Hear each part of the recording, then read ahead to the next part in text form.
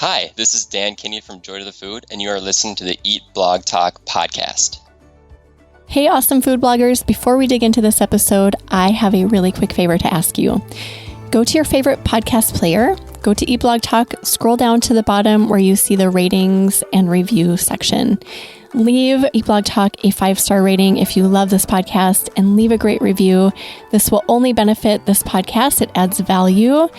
And I so very much appreciate your efforts with this. Thank you so much for doing this. Okay, now on to the episode.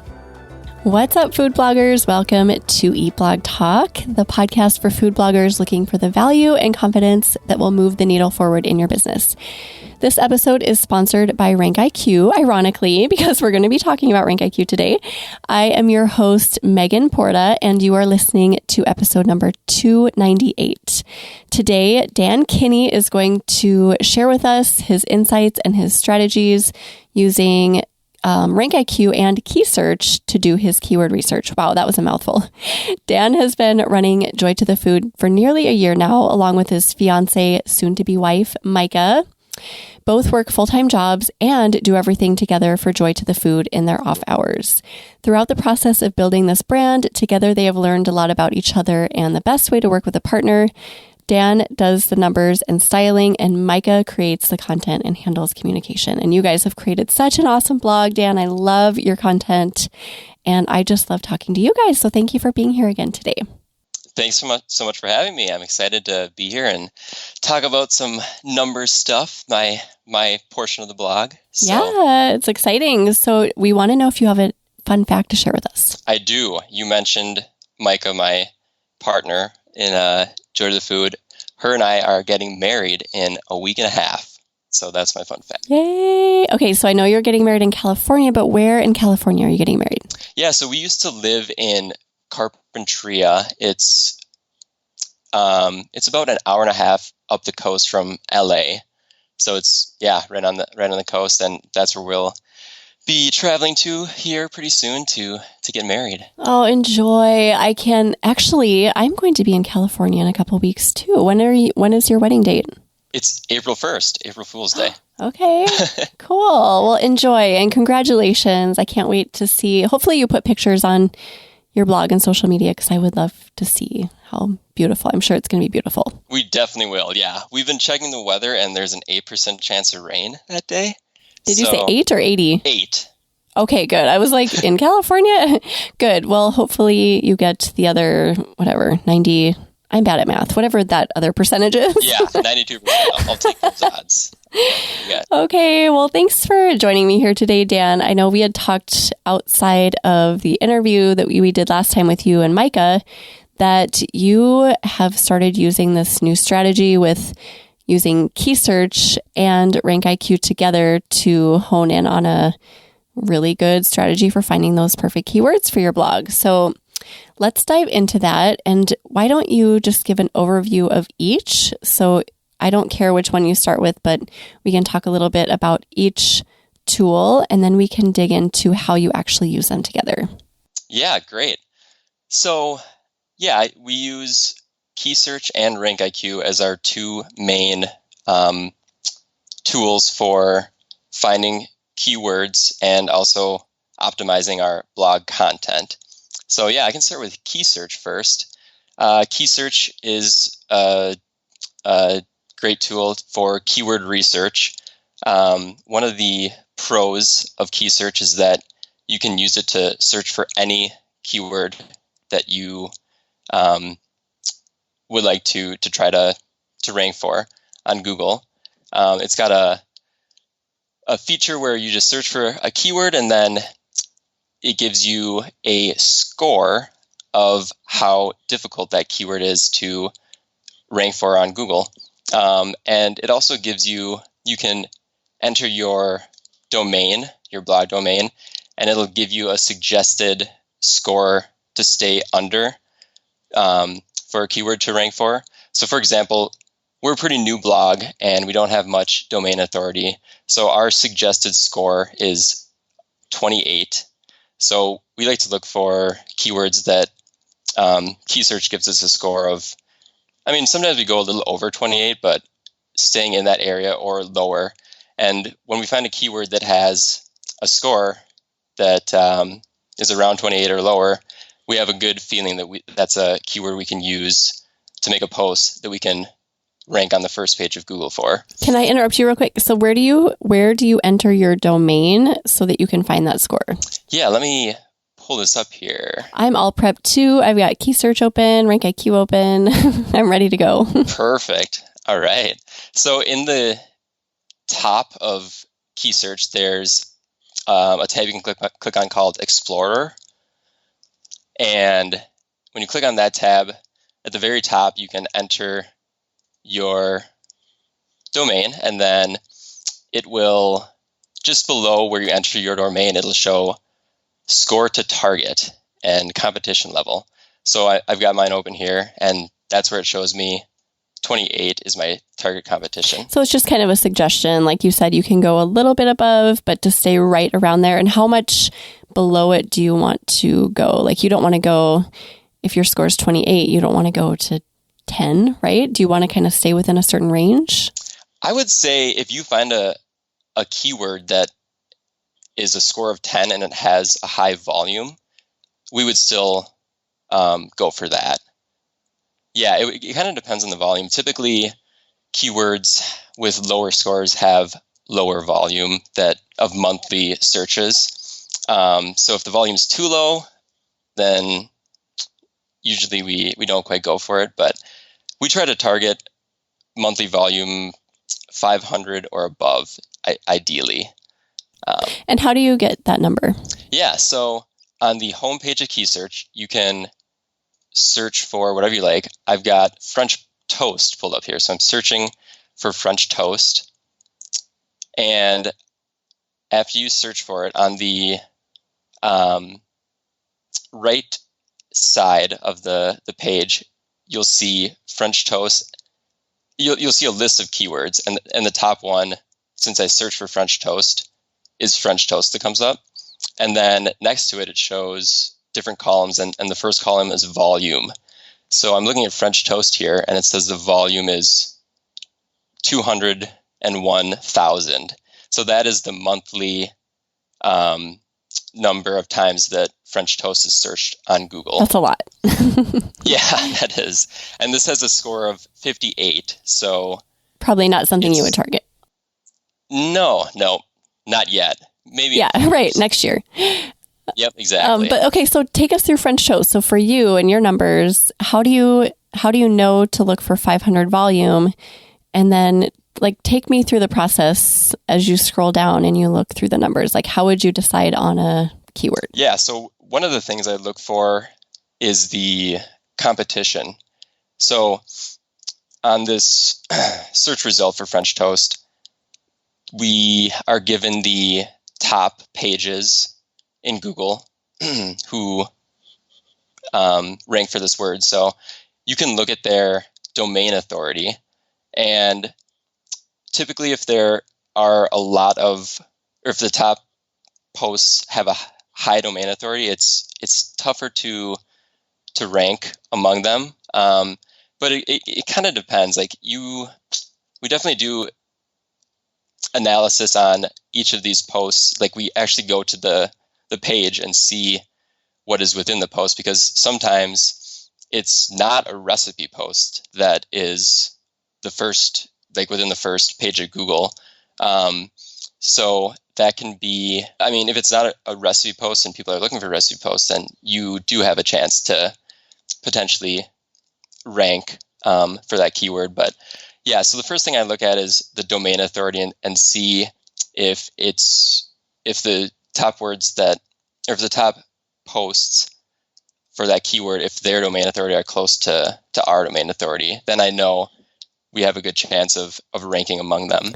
So you would kind of scroll down on that right side and select a different keyword that had more applicable numbers. Yeah, that's one way to do it. So if you scroll down,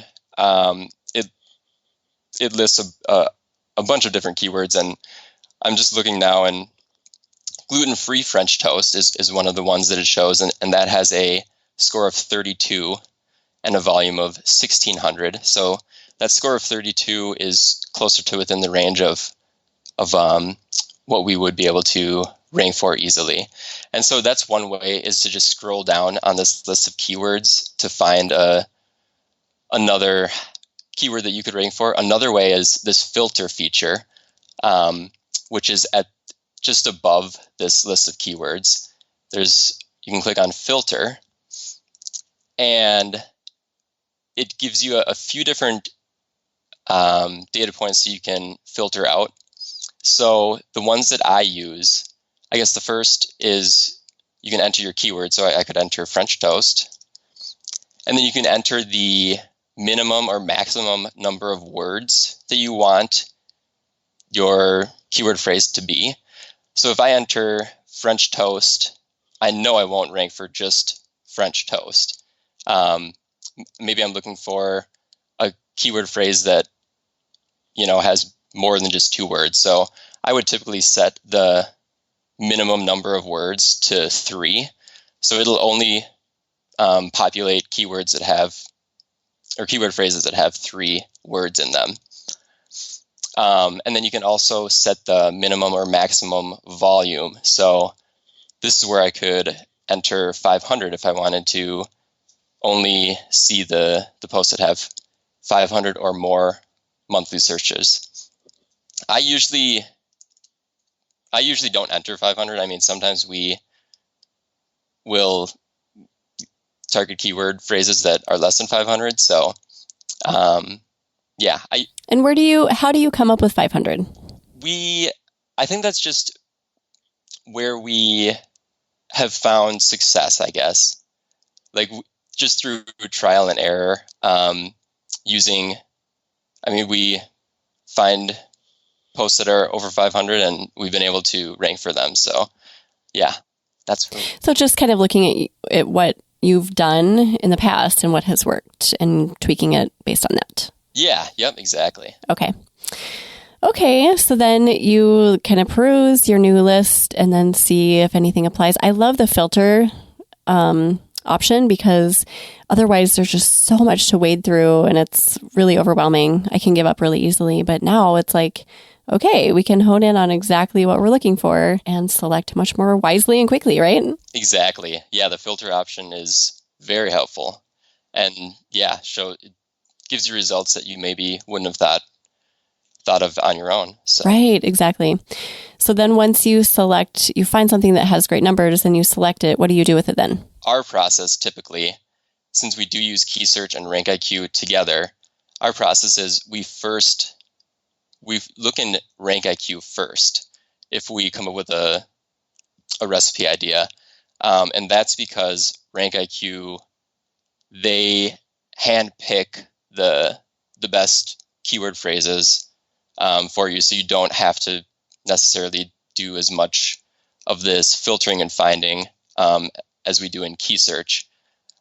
Yeah, RankIQ handpicks. Okay, so maybe we'll pause there and you've kind of given us an overview about how to use Keysearch and the fact that you can search for literally any keyword that you want to. It's a huge database. But first you go to RankIQ. So can you give us just a quick rundown of RankIQ? Yes, yeah. So RankIQ is a keyword research tool, but unlike Keysearch, it has handpicked keyword phrases that you should be able to rank on the first page of Google if you're picking the right ones for your blog. So I'm on RankIQ right now. They have their keyword library, and they have this library of different niches. So they've got quite a few food niches. So many options. Yeah, I'm looking through, and yeah, there's probably 50 different food niches. Just to name a few, there's like beer, beef, chocolate, cookies, Costa Rican, curry, Italian. Really, you name it, and it's probably in here. Exactly, yeah. And the nice thing is you can give them your niche, and that's how these niches were developed. We gave them our niche that we wanted them to find keyword phrases for, and they did the research. they found the keyword phrases, and 3 weeks later, our niche was up here with the keywords. So you just, once you have a membership, you reach out to them with your niche, and they will do the work for you, find the keyword phrases, and give them some time because they do it hand selecting all the keywords, and it'll be out there. So our niche is protein. We make a lot of protein recipes, and so I'm just looking through the food protein niche, and it's got all these suggested keywords for us to make great recipes for. Yeah, there's a lot in here. And that's awesome that Brandon, who is the founder of RankIQ, he is so accommodating, and he always invites people to, like you guys did, just provide a niche that is untapped, and he will explore it for you, which is unheard of and so amazing, right? Yeah, it's great. Yeah. Okay, so how do you use this tool? So you mentioned protein. Do you go into that category and then just start searching for specific keywords within that category, or how do you go about that? Yeah, it kind of depends. If it's a recipe that we're not sure if it falls within a certain niche, then you don't necessarily have to select a niche. You can just start typing in a keyword. So French toast, I can type in, and then it will populate keyword phrases that are within any niche that have the word French toast in them. So I typically do that, and then I'm looking at the different data points for each keyword phrase to, I guess, find the most favorable one. So the different data points that it shows you are competition, visits per year, and then time to rank. So the competition is based on their score from, I think it's 1 to 100. And the lower the score, the less competition there is. So the easier it'll be for you to rank on the first page of Google for that post. The next data point they give is visits per year, which is the expected, if you're ranking on the first page of Google, that's how many visits per year you can expect to receive from Google clicks. Yeah, and then the time to rank is between ultra fast and average. So that's the amount of time once you publish your post, you can expect to rank on Google. So ultra fast, they say you could expect to rank on Google within 30 to 60 days. And average, they say it could be up to 180 days before your post would rank on Google. Which is still pretty fast. Yeah. So, I mean, we kind of weigh those different data points. And I mean, sometimes there are posts that have really low competition, rank ultra fast, but also have high visits per year. So sometimes there's just gems in there that like a no-brainer to write a post about. Yeah, I love finding those gems. When I find them, I'm like, oh boy, I have to write this now before anyone else finds this. And I don't know if you guys do this, but I always sort by lowest competition to highest, just so I can see if I can find those gems right away. So I typed in French toast, and I see one that's like 10 competition. It gets almost 10,000 visits a year, and it ranks very fast. So that would be a gem. And I kind of sort that way. Do you guys have a strategy as far as what you look for first? Yeah, we do the same. I kind of do everything. Like I sort by lowest competition first, and then visits per year next, and then time to rank. I kind of, sort them all. Oh, I like that. I don't think to do all three at the same time, but yeah, I like that. Yeah. All right. And then let's say you find something that's just like one of those gems we were referring to. Then you run a report. Do you want to talk people through how that goes? Yeah, definitely. So once you find the keyword, if you find it in RankIQ and it's already in the library, you can just click Run Report, and then it'll generate a report for you and give you some information to help you write your post. So one thing it gives you is a list of titles that Google likes to see. So I'm just looking at one of my reports here for Pizza Bowl. And the top keywords that Google likes to see in a title for Pizza Bowl, it ranks them from highest to lowest. So, I mean, the first word's pizza, second word's bowl, third word's recipe, and then easy, bowls, carb, low carb, keto. So this kind of helps you write your title, which is pretty important for ranking in Google, is having a good title with the appropriate keywords and modifier keywords. So we usually start with that for writing our title for the post. So take us through what the keywords that you just talked through and how you would form a title from that. Like what would be your final title? Yeah. So I definitely want pizza and bowl in here. Ours is low carb. So those are suggested keywords. So that's relevant to our post. So I would do low carb pizza bowl. That's what, just looking at this, looks like the title I'd go with. Awesome. And then once you grab your title from the report, do you guys use the optimizer? Yes, definitely. Yeah, that's gold. That's the gold, in my opinion. I love the optimizer. It's so easy to use and like clean and easy to understand. Yeah, so we love it too. So the optimizer, you put in your post content and it gives you a grade from F to A++. It also gives you a recommended word count, and it updates in real time. So as you are adding to your post or adding to the content optimizer, it'll improve your grade as you add more keywords, and it'll update the word count in real time. And yeah, I mean, the main tool for the content optimizer is that it lists the suggested keywords that you should use within your post on the right side and checks them off as you have them in your post. So you can see what words are relevant and that you should be including in your post in order to rank on Google's first page.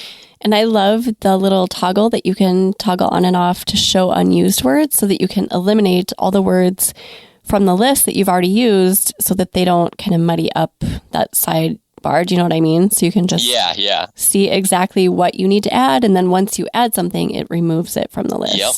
Yeah, it's very user-friendly and clean and just easy to use. It is. And it retains links and like H1, H2, it'll retain all of that information so that if you are copying and pasting from WordPress to the optimizer and vice versa, it retains all of that. So you don't have to worry about reformatting everything. Yeah, exactly. Yeah. It is a great tool. Okay, so anything else specifically about RankIQ before we move on? Because next I'm going to ask you, like, if you don't find something in RankIQ, what do you do then? But is there anything we've forgotten? I don't think so. Yeah, we went over how to look for keywords. You can add your own niche and then use the content optimizer. I think those are the main parts of the tool. So I think that's it. Okay. So let's say you go into RankIQ. You said you do that first and you look French toast up and you just don't find anything that you're specifically looking for. Then you take that to Keysearch. Exactly. Yep. Then okay. And then what do you do from there? So then I would use the filter feature in Keysearch to find a keyword phrase that is relevant to what we're trying to post on. And any tips about that? Like, I love that you start with a filter so you can nail down numbers and all of that you're looking for. Anything else to keep your eye on as you're looking through Keysearch? Yeah, like RankIQ, you can click on, like I'm looking at the French toast list of words. You can click on score, and it will order them in order of the lowest score to the highest score. So it kind of makes the process of looking through the keywords given easier. You can find those low scores or high volume keywords right away just by changing the order. Okay, so score, and then you can also search, or you can sort by volume if you want to see volume from highest to lowest or vice versa. Yep, exactly. And then it also lists CPC and PPC, which honestly, I don't look at those too much. The CPC is cost per click, and it's how much advertisers are willing to pay for that keyword to advertise on Google's page. So a higher CPC means that advertisers are paying more, and it's a more profitable keyword. I honestly just don't use that metric. I ignore that completely. Yeah, exactly. The volume is what I'm looking at, and the score. Okay. And how effective do you feel like Keysearch is? I know in my experience, RankIQ is really effective if I use it strategically.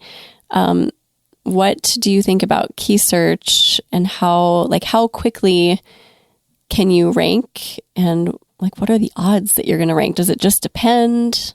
Yeah, I would say it's not as, reliable as RankIQ.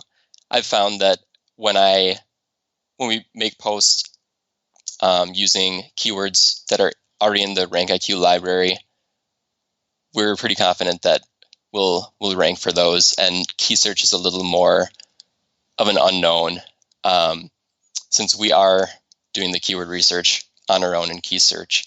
But I think using words that have a score that's within your blog's range, and I think it's a pretty trustworthy. Yeah, I mean, it's a good tool, but it's not, like you talked about early on, the database of words inside of Keysearch is massive. So I feel like the odds of finding one that's actually going to be a home run is a lot less. Yeah, exactly.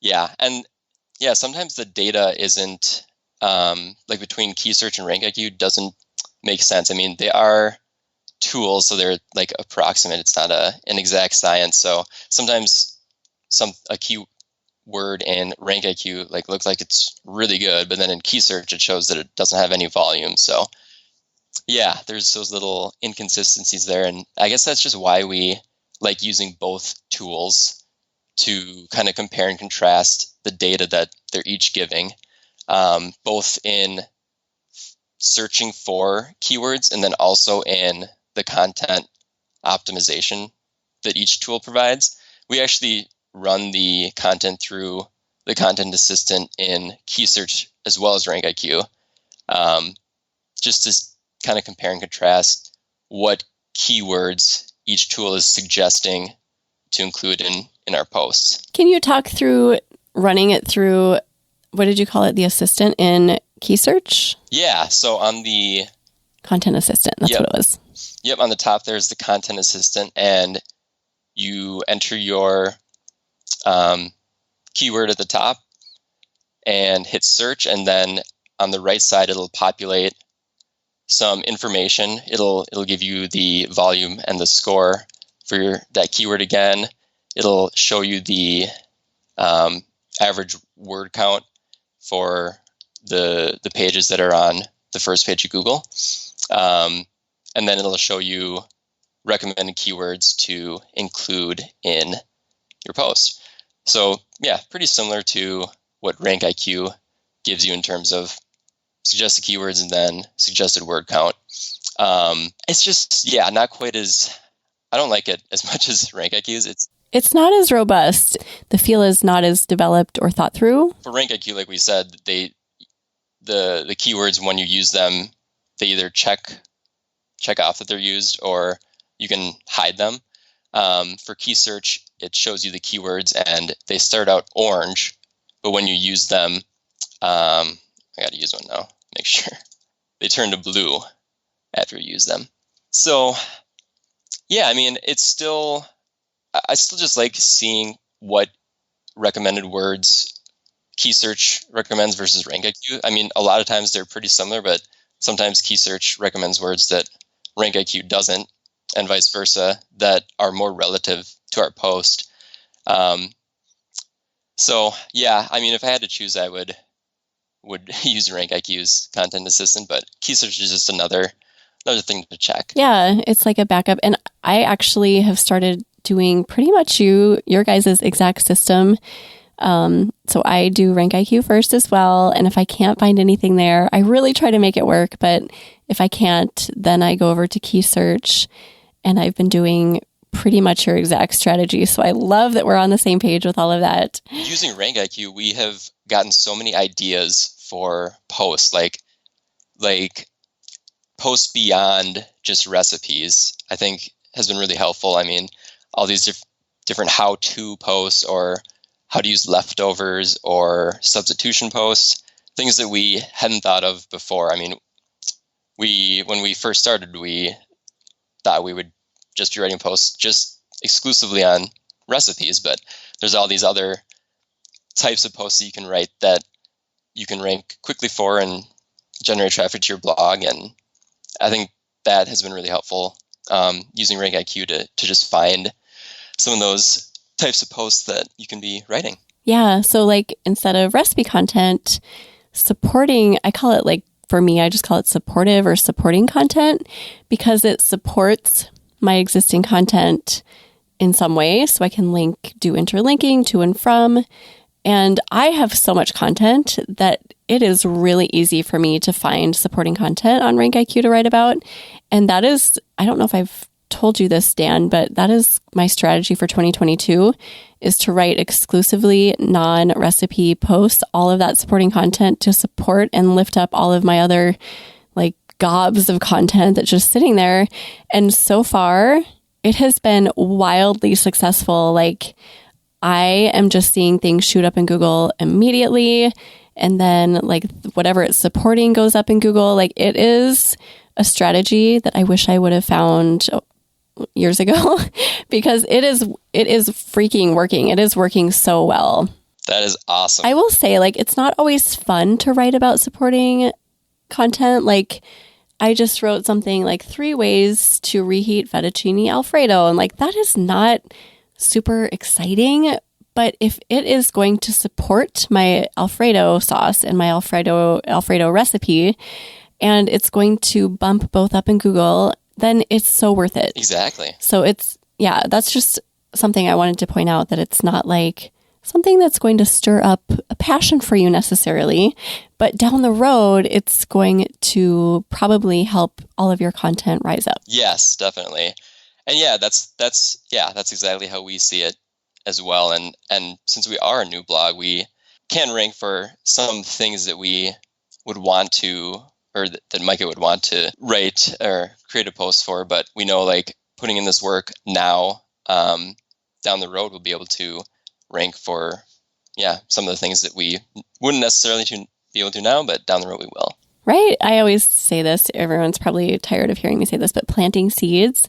Mm-hmm. When I write those kind of borderline boring posts, I see it as, I visualize it like I am planting a seed that is going to germinate, and later it's going to grow hugely. And that is motivating for me, because we all want to see all of the seeds that we plant to grow into something beautiful. So that's kind of like my weird visualization. And it may not be the most fun writing those posts, but what is fun is watching your traffic grow. Yeah. Like, that's a lot of fun. Yeah. And like not everyone, but a lot of people right now are saying that their traffic is down from last year. And I feel so terrible. Looking at mine, I'm up at least 20% year over year so far from last year, because of RankIQ, 100% because of the content that I'm writing. Yeah, that is great. Okay. Any other points you want to talk about from either Keysearch or RankIQ, or how you use them together? Oh, I did have one question before we do final thoughts. Do you come up with ideas only based on what Mika wants to create? Or do you come up with ideas based on the keyword research tools, or do you use both of them? I would say right now it's more heavily starting with the keyword tools first to find ideas of what Mika wants to make. I mean, yeah, I would say that's like 75% of how we start, like, determining what post we're going to make. I think that's a smart strategy, especially now being a food blogger, because it's just such a saturated space and there's so much competition. So I think at least doing that for a majority of your posts, just researching a little bit first, is a really smart call. It didn't used to be like that. It used to be like whatever random was in my mind or whatever I saw in the grocery store that day was what I made, but it's a different world now. That sounds nice. We don't know that world. Yeah. Having not done this very long, but yeah. I kind of liked that world, to be honest with you. I miss it, but yeah, it's good to be strategic too. Okay, so anything that we missed that you want to be sure to touch on? I would just suggest watching videos or listening to podcasts and just really get to know these tools. Like just spend the time learning them and everything about them as much as you can. It really will help in the long run if you put the time in to understand all the functions and how to use them as best you can. Yep, they are your friends, right? Mm-hmm. I have to admit that I kind of for a while forgot that I was recording an interview because I just felt like I was having a fun learning conversation with you, Dan. So I had to oh, that's right, I'm recording this. That's a good sign, I think, right? Yeah, this has been fun. Yeah, this has been really fun. Thank you for taking the time for it. So close to your wedding, and congratulations. And I cannot wait to hear how everything goes. I'm sure it's going to be lovely and just amazing. Thank you so much. Yes, we are so excited. Yay, I can hear it in your voice. Say hi to Mika. And do you have any additional words of inspiration to share with us? I asked you last time, so let me know if you have something else. My word of inspiration was just really understanding your tool and putting in the time up front. And yeah, I guess maybe like we talked about, not writing some of the posts that aren't the most fun, but are going to really grow your blog in the long run, I would use as a suggestion. Yeah, I love it. All right, well, we'll put together show notes for you, Dan. If you want to go peek at those, they are at eatblogtalk.com/joy-to-the-food-2. So remind everyone where they can find you online and on social media. Yeah, so we are at joy-to-the-food.com, and then all the media platforms, Instagram, Facebook, TikTok. Just search Joy to the Food, Mika and Dan, and you'll find us there. Awesome. Well, thank you so much for all of this, Dan, and thank you for listening today, food bloggers. I will see you in the next episode. We're glad you could join us on this episode of Eat Blog Talk. For more resources based on today's discussion, as well as show notes and an opportunity to be on a future episode of the show, be sure to head to eatblogtalk.com. If you feel that hunger for information, we'll be here to feed you on Eat Blog Talk.